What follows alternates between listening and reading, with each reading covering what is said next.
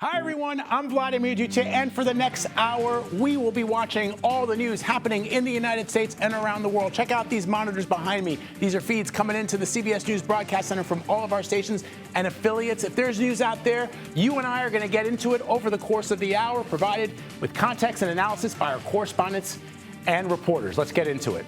Vice President J.D. Vance is expected to meet with Ukrainian President Zelenskyy this morning to discuss peace plans with Russia.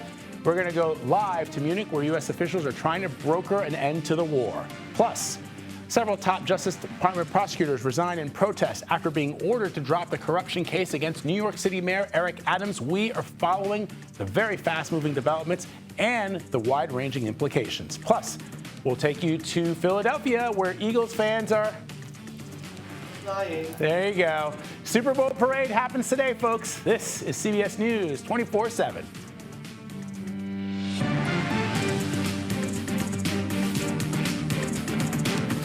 But we begin this hour right here in New York City, where the acting attorney for the Southern District of New York has resigned. This is just days after she was ordered by the Department of Justice to drop corruption charges against New York City Mayor Eric Adams. Now, at this hour, those charges still stand. So I want to bring in CBS News Department of Justice correspondent Scott MacFarlane, who's following all the action and joins me from Washington to discuss. So Scott, what did she say, the prosecutor, in her resignation letter? It was a blistering letter from Danielle Sassoon, who was, until yesterday, the acting top prosecutor in arguably the most powerful prosecutor's office in America, the Southern District of New York, Manhattan.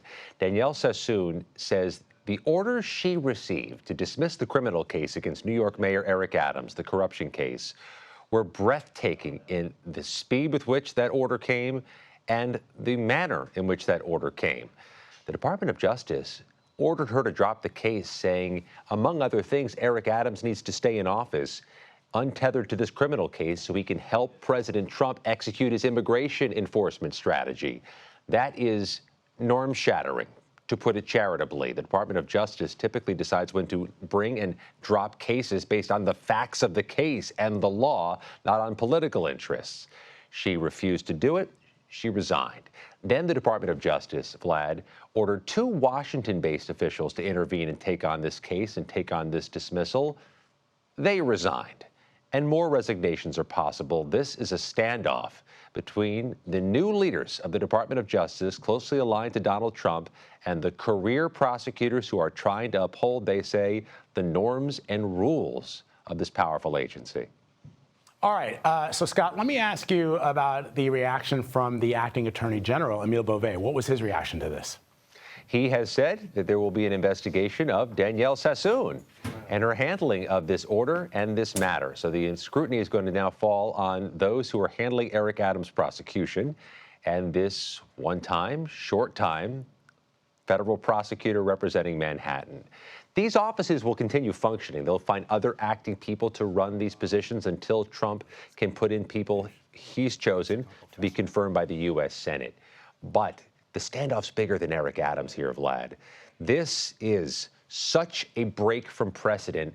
It has the potential of sending a message to the nearly 100 other federal prosecutors nationwide, every state in America, that the norms have changed and that the agency leadership will keep a close eye on what cases you bring, potentially, whether they please or displease the president. All right, Scott MacFarlane for us in Washington. Scott, thank you very much. I want to bring in CBS News contributor Rebecca Roiphe for more analysis on this. So, Rebecca, as a former prosecutor yourself, when you saw the acting attorney general ask the New York prosecutors to drop the charges of the mayor, corruption charges, what first went through what did you think, and what's your reaction to the resignation, the mass resignation of some of these career prosecutors? Yeah, I mean, that was really an unprecedented order, specifically in that it did not appear to base any of its request on the facts of the case. In fact, it said to the contrary that the Department of Justice, Emile Beauvais, had not endeavored to review the evidence in the case. And it was asking for this dismissal without prejudice. And that's another important factor. The charges could be brought again. And so, in a way, it is holding that over the head of Eric Adams. If he does not do what will please President Trump, and at least this is implicit in the letter, then he will, could face indictment again, which is essentially a form of the Department of Justice extorting New York City through its mayor. So this is really unprecedented and quite alarming in its injection of political partisan considerations into what has normally been an office that is governed by law. I don't want to let the mayor off. Sorry, Rebecca. What I was going to say is I don't want to let the mayor off the hook either, right? Because the point that you make that these charges could be reinstated, I'm not a lawyer, but I just have common sense. I got to believe that if the Justice Department, the Trump Justice Department says to Eric Adams, hey, we're going to get rid of these charges as long as you do what we need you to do under the guise of running for re-election, I know if I'm Mayor Eric Adams that there must be some kind of quid pro quo involved here. I could say, you know what, I'll take my chances with the legal system.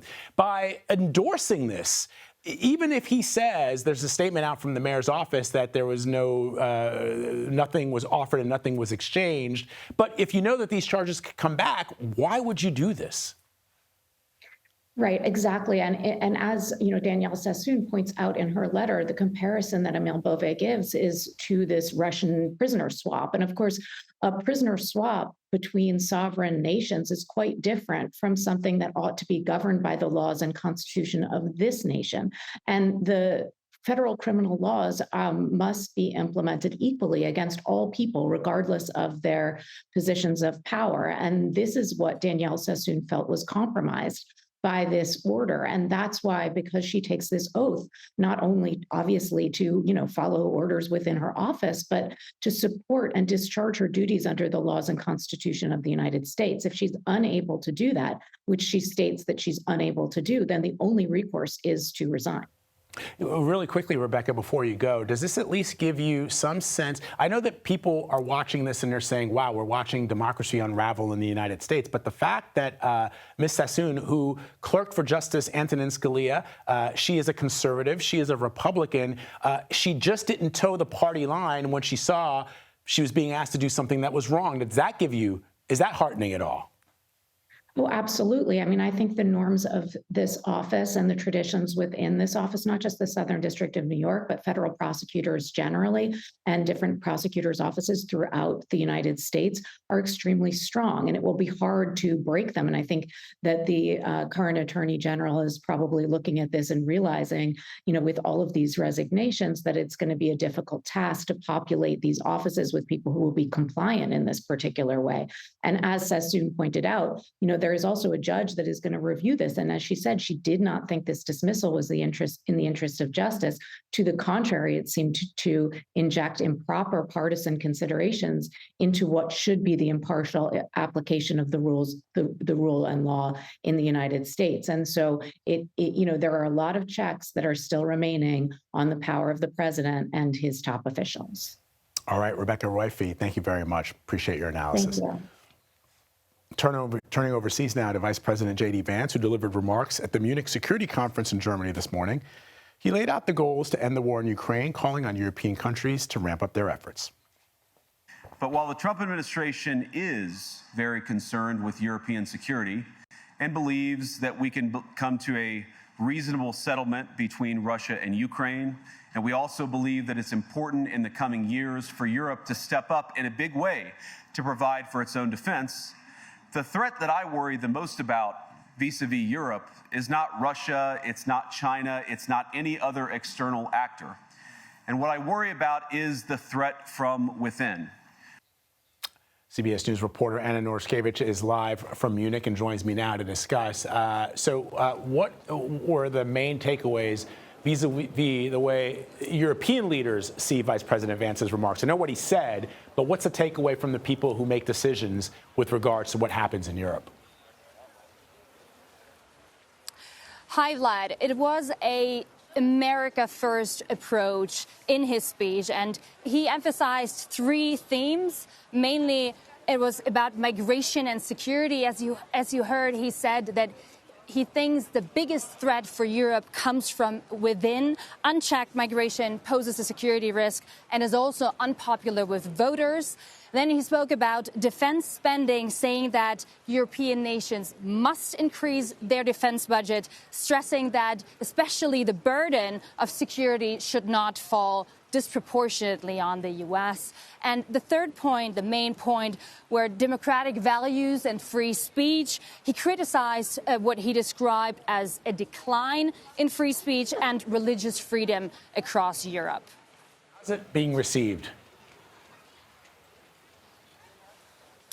So Anna, how is it being received? As I said, it was a very, he made it clear that he comes to Munich with his America First approach. He came to basically tell leaders here that the problems that Europe has now were created by Europe and that America cannot take all the responsibility for internal problems and internal hurdles here in the continent. All right, so you know that we spoke to a member of Ukraine's parliament this morning, and I want to play a little bit of what she said should come out of these talks. We do not want to be part of Russia for sure. We're different. We're Ukrainians, not Russians. About the just peace, Ukraine needs security guarantees. Ukrainian people need to understand that they can raise children. We want to have a future for these kids. We want to be part of European Union. And of course, we want investments and we want to rebuild Ukraine. And we do want to help people that are on the occupied territories. So we know that the vice president is going to be meeting with Volodymyr Zelenskyy. President Zelenskyy has been very clear that he has yet to see any kind of plan that's been put forward for peace between Ukraine and Russia. What are we expecting from that? So the path to peace, of course, remains uncertain, but meeting here is definitely a renewed push for negotiations. And President Trump's calls with both Zelenskyy and Putin reportedly focus on finding a resolution. And Vice President Vance is now reinforcing this message in his meeting with Zelenskyy. But it is very clear for Ukraine, and they keep re-emphasizing that an agreement, any agreement, must guarantee the sovereignty and territorial integrity of Ukraine. And meanwhile, here, European leaders, sorry. No, go ahead, Anna. Finish your thought. My apologies. Sorry, it was just it's live television. Excuse me. It's here with European leaders meeting here. They of course say they don't want to be sidelined by the U.S. when it comes to negotiations. When it's about a country that is a country on the European continent.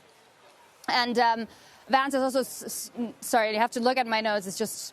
A lot was in that speech. Vance has warned Russia of potential consequences if it refuses a fair peace deal. And, of course, Ukraine remains cautious, and it will be interesting to see what comes out of the meeting today. Yeah, and we know you'll be tracking it for us. Anna, thank you very much. Appreciate it. All right, evacuations have been ordered in parts of Southern California as intense rainfall falls across the region. Flooding is also triggering mudslides in some of the fire-ravaged areas. CBS News national weather correspondent Rob Marciano is live in Altadena, California. Rob, the rain out there has been unrelenting. Are we going to see a break? We finally got one, Vlad. I mean, it was even raining hard again this morning. We're like, when is this going to end? But the heart of the atmospheric river itself was really last night, late afternoon. And that's when really all the chaos hit. We had many mudslides all over the place, especially near the burn scars, where we're near one of the ones here in Altadena, the Eaton fire. And on this side of the street, it's actually the elementary school, some other houses, they're burned out. And so mud poured down onto the street itself. You see it's up to the wheel wells of that SUV. They did get some heavy equipment in here to kind of plow the roads and pile it up on the sides. But This is just one big mess that's happened here. And then the Palisades fire, they had a guy that got swept away in his car, an LAFD employee, and almost got sucked into the ocean. He's okay, but that's the kind of things that were happening yesterday afternoon. But I should say this: as bad as that all is, no catastrophic like Montecito type of mudslide where it just takes out more homes and fatalities. We didn't have that, and hopefully that'll hold for through the afternoon, Vlad. Well, that's some good news. And meanwhile, Rob, I know that did you make a friend out there while you were reporting earlier this morning? Yeah, I was out with Errol at 7 a.m. Eastern time, and I go to point out what I just showed you, and a little coyote walked out of the brush, and he just kind of crisscrossed our live shot and didn't really care much about it. So it's a smaller guy, probably. Honestly, on that note, if we were talking about it after, the wildlife, I mean, they're thrown in a tizzy for sure. I mean, his home up there probably got, thrown away by a mudslide, and he looked a little young, or she looked a little young, maybe looking for mom. I don't know, but it makes you think about, it's not just about us, right? The wildlife is affected by the wildfires, obviously, and the floods and the mudslides. So I think he was looking for breakfast. There's a good breakfast burrito place down the hill, so maybe he headed that way. Very, very cute. All right, Rob, thank you very much, brother. We'll check in with you later. Let's bring in CBS News New York meteorologist John Elliott, who's here in Studio 55. What? First time, at least with me. I know you've been in here before, but this is like... it's good to see you, Vlad. Good to see you, my friend. Happy Miss Valentine's you in the morning. Day. Well, Happy I'm Valentine's around. Day. So I got to I'm around, he says. I love it. On the East Coast, we forget about Griffith Park, which is this massive park in Los Angeles.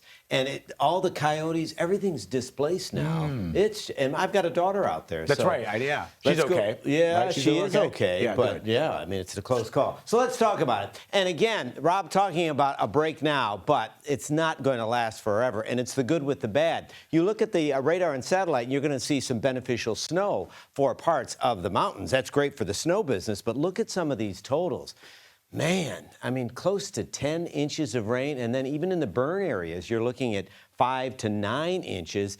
And even though you get a break, you get a little bit of time to catch your breath, but then there's more rain in the works. The flip side is all the winter weather advisories. And you can see all the way down into the San Gabriels and the Tehachapis. That's a lot of snow.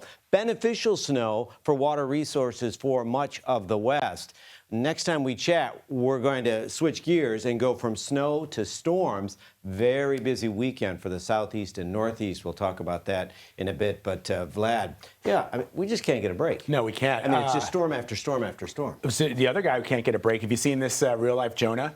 This guy who's kayaking in Chile. Do you know what tomorrow is? World Whale Day. Is that right? Whales are getting a bum rap for this guy. I agree. So we're going to show you this kayaker who had this unbelievable story to tell, and it was all caught on video. You're not going to want to miss this. You're streaming CBS News 24/7.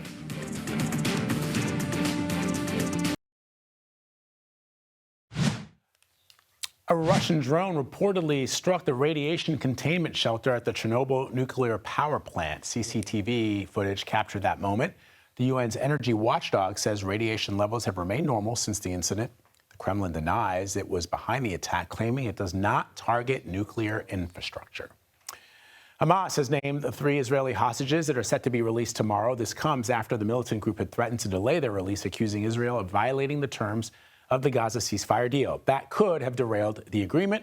For more on this, I want to bring in CBS News foreign correspondent Chris Livesay. Chris, so tell us about this next group.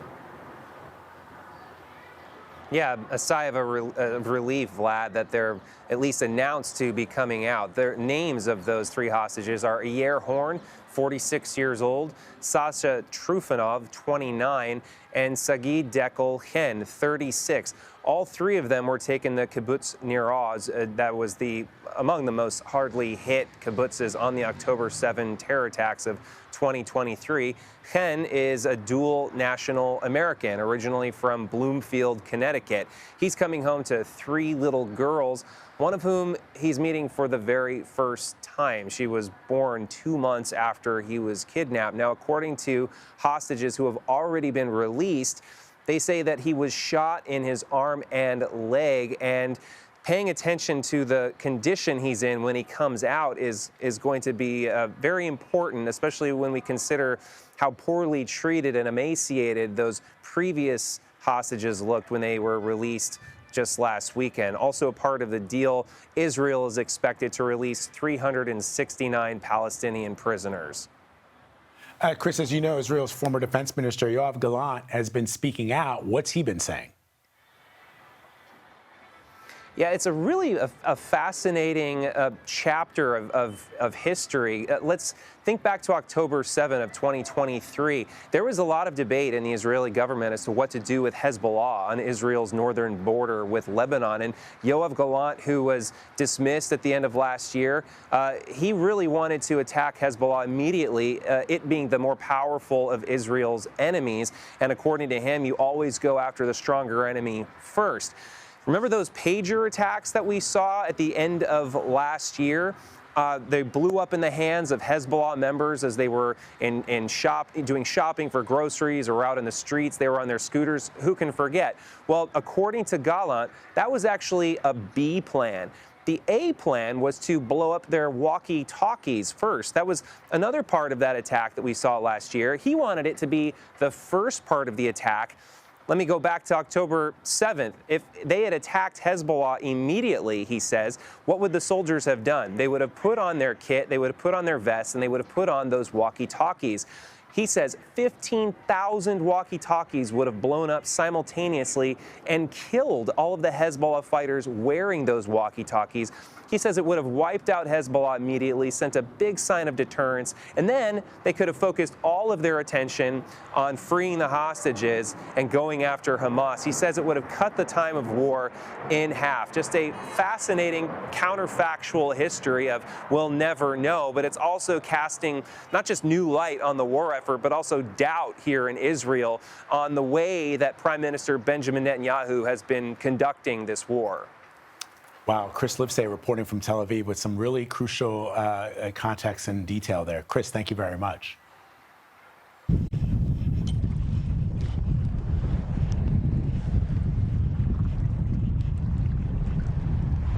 Hey!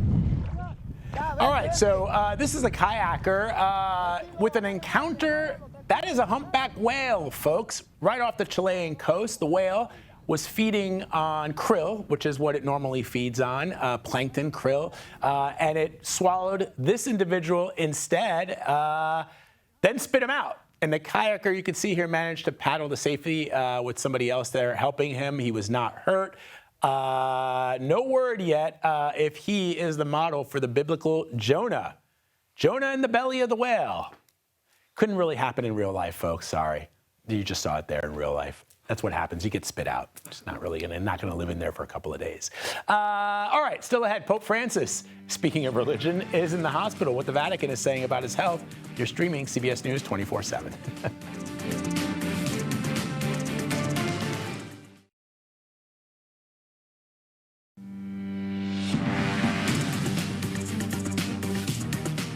Here's a look at some of the top stories we're following for you this morning. In Louisiana, the state's health department is no longer encouraging mass vaccinations. This is written in a memo sent to the department. The staff should no longer engage in campaigns or health fairs that promote vaccines. The announcement came the same day vaccine skeptic RFK Jr. was sworn in to lead the Department of Health and Human Services. We're going to talk a little bit more about this in just a bit. The National Park Service has removed the word transgender from the website for the Stonewall National Monument. The monument in New York City sits across from the Stonewall Inn. It commemorates the 1969 riot at the bar, which became a turning point in the fight for queer rights. The change on the website was made in response to an executive order President Trump signed when he assumed office.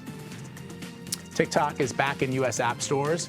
Google and Apple made the app available to download less than a month after it was removed. The companies took it off the market.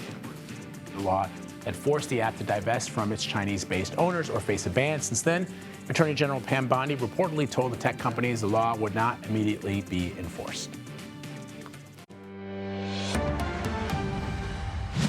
All right, we're following a developing story out of Rome where Pope Francis is in the hospital. The pontiff has been fighting a cough for the past week, but has tried to keep his schedule as much as possible.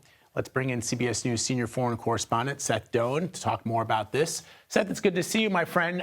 So what are you hearing about the Pope's condition?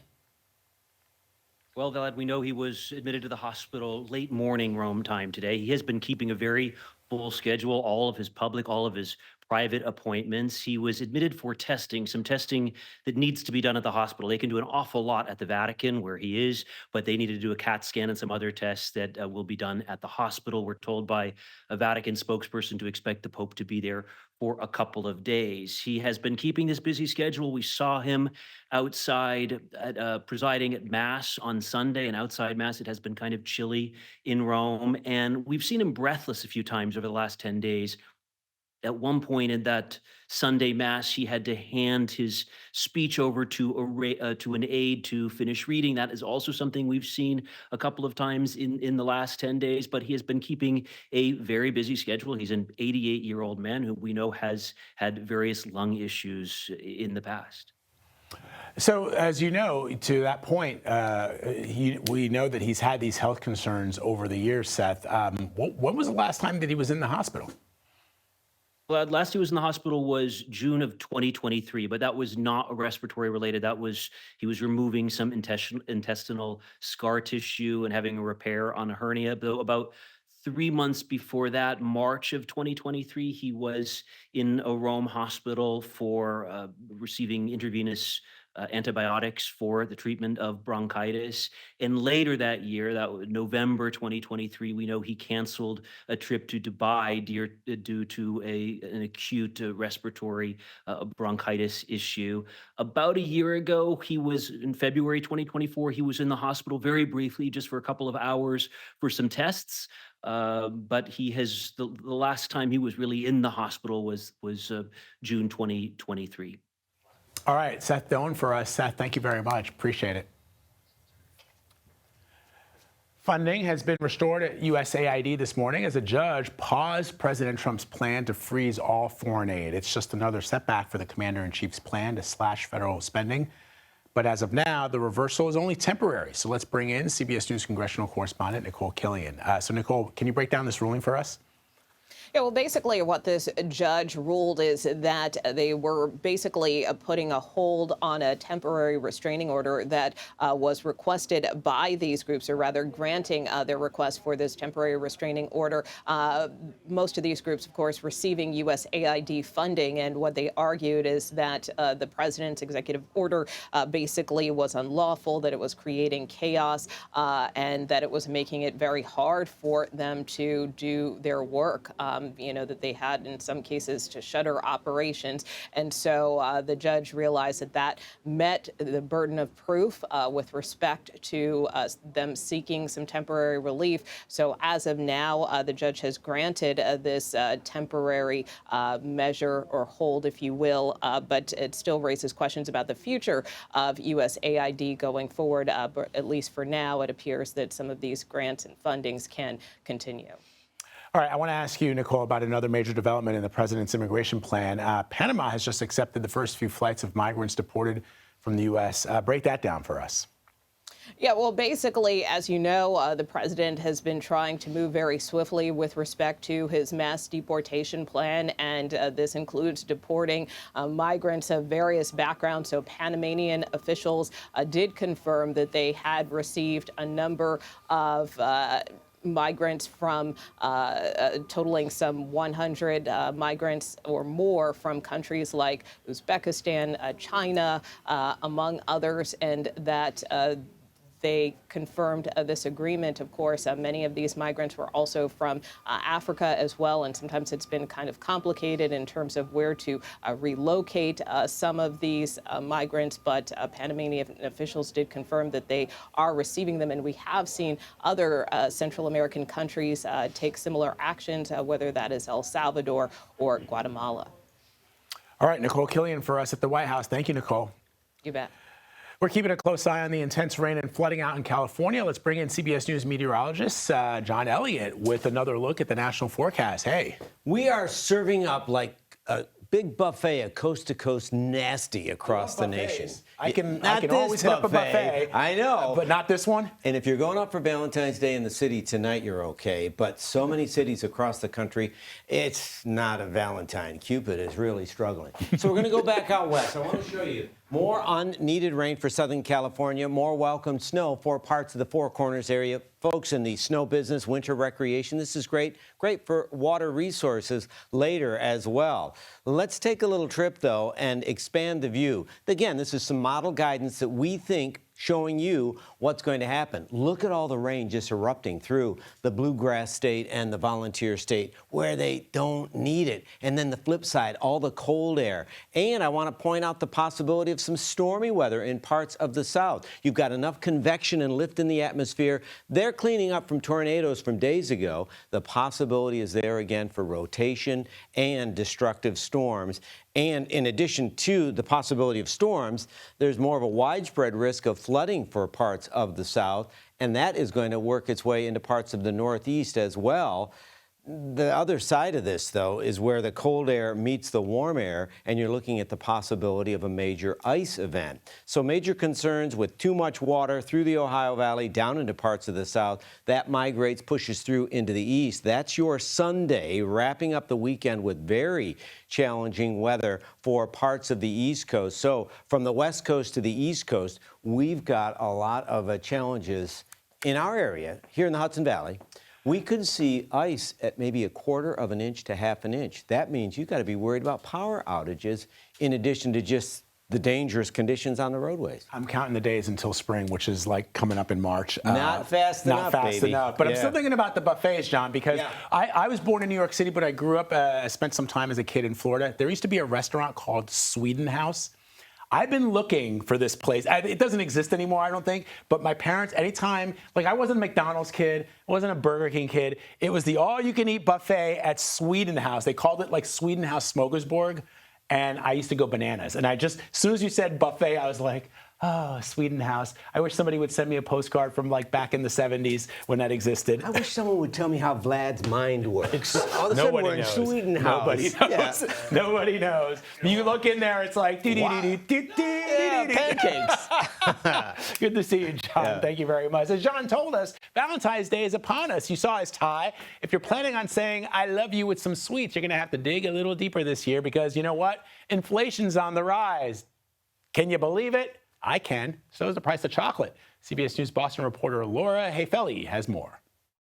The sweetest holiday of the year is just days away, and grocery store shelves are full of love. Dark chocolate is the weight of my heart. The sweet stuff melts Jessica Gulak's heart, but this year the price of Valentine's Day chocolates may leave some with a bitter taste. There's 17 pieces in here. That's almost $1 for a single piece of chocolate. The United States is the world's largest importer of chocolate. And according to the USDA, between 2017 and 2021, the United States imported roughly $2.8 billion worth of chocolate per year. And those prices have only climbed, making some shoppers think twice. Yeah, it's been a pretty significant jump. Taza Chocolates pays a premium for fair trade cocoa from countries like the Dominican Republic, Ghana, and Uganda. A lot of the world's cacao comes from West Africa. The Ivory Coast and Ghana produce 70% of all of the cocoa consumed in the world today. But according to Taza team member Christine Vistro, recent climate challenges have shrunk crops. In West Africa, they had a big drought in their crop in 2023.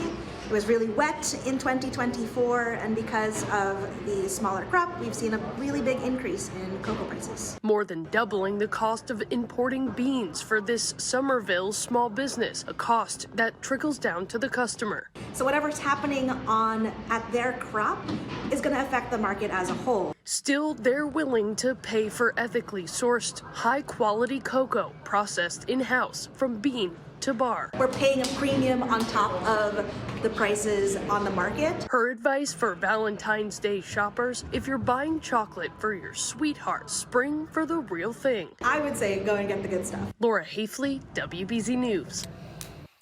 And there's a new boss at the Department of Health and Human Services. We're going to look at the changes already being made. You're streaming CBS News 24/7.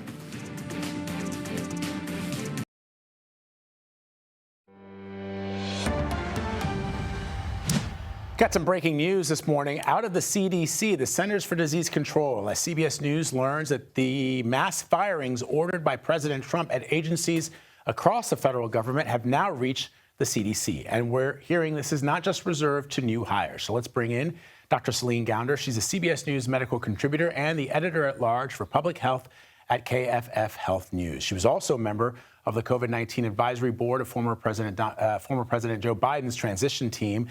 Celine, I've been checking your email. You and I have been texting. Break down these changes that are already coming to HHS and now the CDC. What are you learning? Yeah, what I am hearing is that of the about 3,000 new hires, so they are called probationary employees, but that really just means that they've been hired in the last year or so. Of those almost 3,000, over 1,200 are expected to be fired, some of them with about a month of administrative leave. But that's a huge proportion of the CDC workforce. People think government is big. Those are actually very big numbers proportionate to what we're talking about. And another group that is being targeted here are senior scientists, what we call Title 42 employees. These are some of the top talent.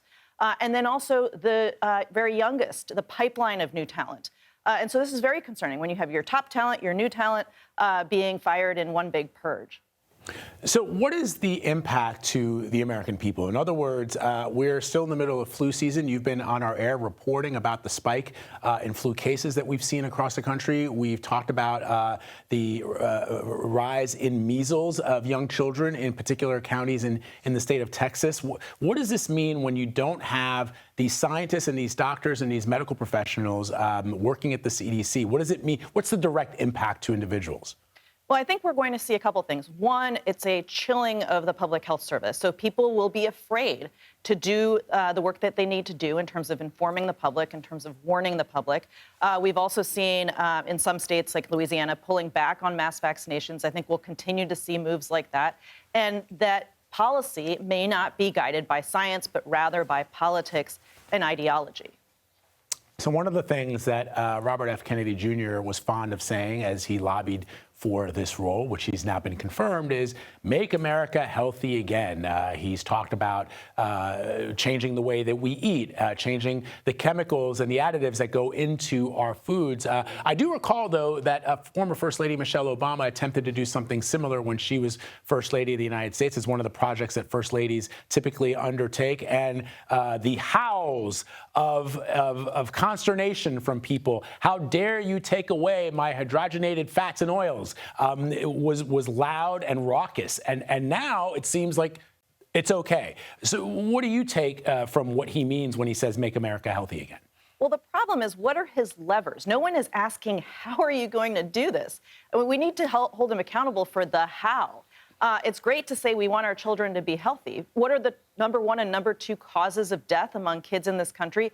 It's gun violence and it's motor vehicle accidents. There's nothing about that in the Maha executive order that was signed by President Trump. What can he do in terms of food? That really comes down to a combination of the USDA and the EPA. HHS does not have a ton of levers in terms of improving and making the food supply more healthy. One very concrete thing he could help move forward on is a preliminary guidance at the FDA on front of package food labeling, essentially salt, sugar, fat, low, medium, high. And that makes it very clear to consumers, would make it very clear to consumers whether something's healthy. But whether that rule will be finalized under this administration remains very unclear. Yeah, Celine, it's interesting, too. Now that I'm thinking back to it, Michelle Obama, she was urging Americans to do this individually. In other words, buy fresh vegetables and fruits for your family. The notion of removing the way our food is processed in this country, is that the purview of the Health and Human Services Secretary? I can see like, you know, the companies that control the kinds of chemicals and the kinds of hormones that go into the food that we consume having very, very large lobbies in Washington, D.C. and being against any kind of change to the way the food is processed here in this country. It's not like in Europe where the European Union collectively decided to implement these changes, which is why you don't see as many obese people in Europe, as you know. But that would not be under his purview, would it? That's exactly right. This is not under his purview. And in fact, during the Senate confirmation hearings, one of the senators kind of took him to task on this and essentially told him, you're going to need to stay in your lane and acknowledge that this is not under your purview, that some of these issues are under the purview of USDA and also, for that matter, EPA when it comes to toxic chemicals in the environment. And so whether he can deliver on his promises, I'm very skeptical. All right, Dr. Celine Gounder, always great to have you on this breaking news for us. It was really great that you were able to come on the air for us. We appreciate it. Okay, just ahead, we're going to go to Philly, where fans are eagerly awaiting the start of the Eagles Super Bowl victory parade. Oh, no, that's Karate Kid. Yeah, you're streaming CBS News 24/7.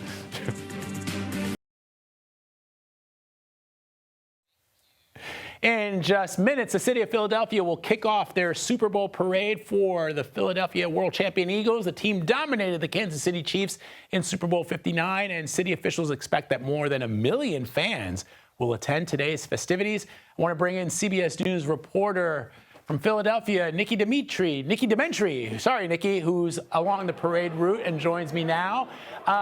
It's looking already pretty crazy out there. Like, there's already a fan trying to get on camera behind you, Nikki. Vlad, this is actually pretty calm from what it's been throughout the morning. I want Alan to just pan through, Alan Wheeler, my photographer. This is just the people lining the streets. We're about halfway through this parade route. It's going to be nearly 3 miles long. We're on Broad Street. City Hall is at the end of the street. Then the parade is going to take a hook around it and head down to the Story Rocky Museum steps. You said it, 1 million people are expected. We talked with the production crew. You see a lot of people saying hi. Just also like to shout out, look at the fashion we have going on right now. But the production crew who was in charge of this, they did 2018. They said then it was 1.4 million people. So they're expecting a little less this time around. But let me tell you, things are electric, if you couldn't tell. There's a lot of go-birds going on, Vlad. I love it. I wonder if you get a chance to find any old-timers, Nikki, who'll remember when the Eagles last won a Super Bowl way back in 1980. If you get a chance to talk to them, love to see what the numbers look like today. How excited, especially, are the younger fans? I want to know what the kids are telling you, Nikki.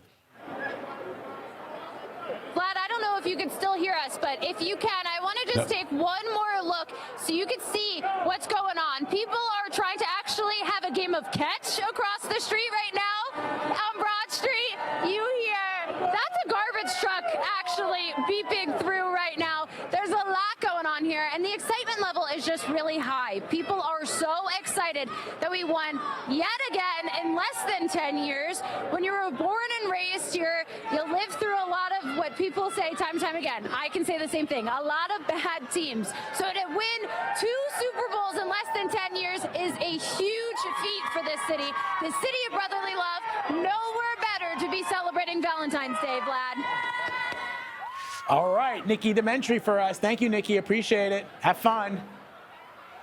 All right, let's bring in CBS News meteorologist John Elliott with the last look at the national forecast. She couldn't hear a thing. I'm like, hey, Nikki, is Roger Worski in the audience? And she's like, I have no idea what you're talking about. Yeah. Hey, at least they've got sun there. Real quickly, I want to remind you, we got some nasty weather out west. Welcome snow for many, but unwelcomed rain continues in parts of the west. And these numbers, shocking and scary. From Northern California to Southern California, 4 to 10 inches of rain. And we're not done with the rain just yet. Not the kind of streaming training rain, but still more showers. I just want to show you what happens in the Ohio Valley and points south, and look at the potential for severe weather again for the southeast. And then we have the potential for a nasty storm again with snow, rain, and ice for the northeast. A little bit of international news, though. We were told that some ambassador from Sweden House reached out to Vlad. I believe we have a connection now with, there you go. They just are so pleased, and they're going to send you some wrapped That's exactly weenies. it. Look at that. I'll never forget the light blue and the yellow. Lovely. And the, oh my gosh. That's for you. I love it. That's Thank all you. you're getting from us for Valentine's Day. Come back anytime, John Elliott. Love having you here. That does it for me, folks. Stay right where you are after the break. Mugo Diwe is live from San Francisco with all the breaking news from coast to coast. This is CBS News.